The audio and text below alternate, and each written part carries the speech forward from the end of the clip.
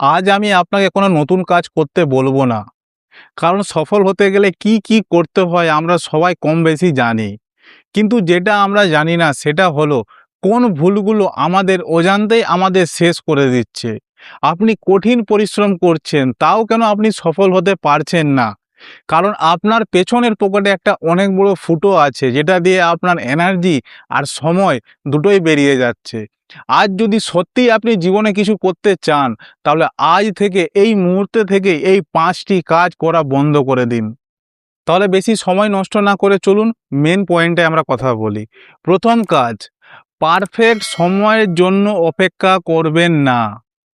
আমরা ভাবি কাল থেকে কাজ আরম্ভ করব, পরের মাস থেকে পড়াশোনা করব, এখন থেকে টাকা জমাই পরের বছরে ব্যবসা করব। কিন্তু মনে রাখবেন, নিখুঁত আর পারফেক্ট সময় কখনো আসে না। আজ আপনার যা অবস্থা আছে, আপনার যেটুকু আছে, যতটা আছে সেটা দিয়েই শুরু করুন, সেটা দিয়েই মাঠে নেমে পড়ুন।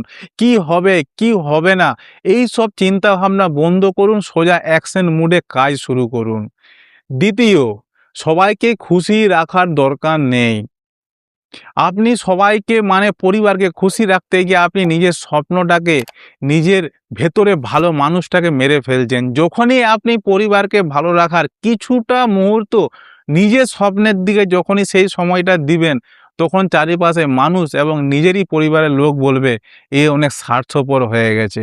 কিন্তু আপনি এই কথাগুলো কান দেবেন না, কারণ নিজের জন্য ভাবা আর নিজের স্বপ্নের জন্য ভাবা এটা স্বার্থপরতা না, এটা হচ্ছে তোমার অধিকার। তাই সবাইকে খুশি রাখার কোনো দরকার নেই। তৃতীয়, অতীতকে নিয়ে চিন্তা বন্ধ করো।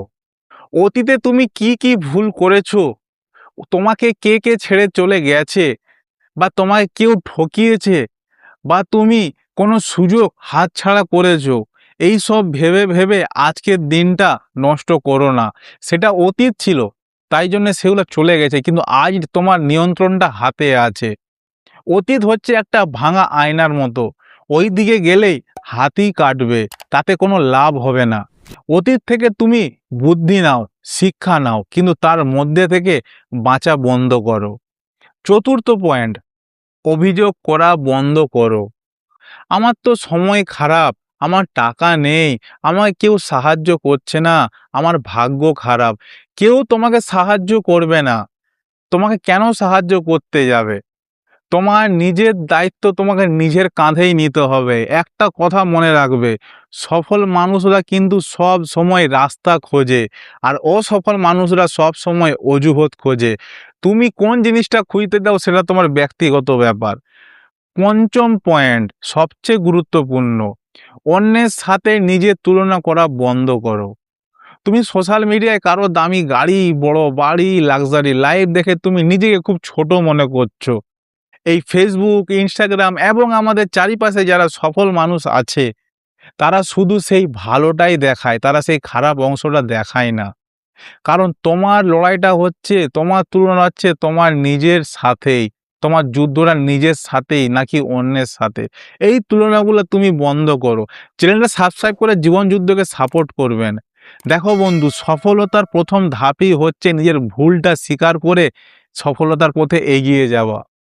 জীবনে আমাদের সফল হতে গেলে অনেক কিছু করতে হয়, কিন্তু আমরা যদি একটু বুদ্ধি খাটাই, একটু যদি মাথা খাটাই, যে যারা সফল হচ্ছে তারা কি করছে আর আমরা কি করছি, যদি আমরা একটু বিবেচনা করি, তাহলে আমরা নিজের ভুলটা নিজেই ধরতে পারবো।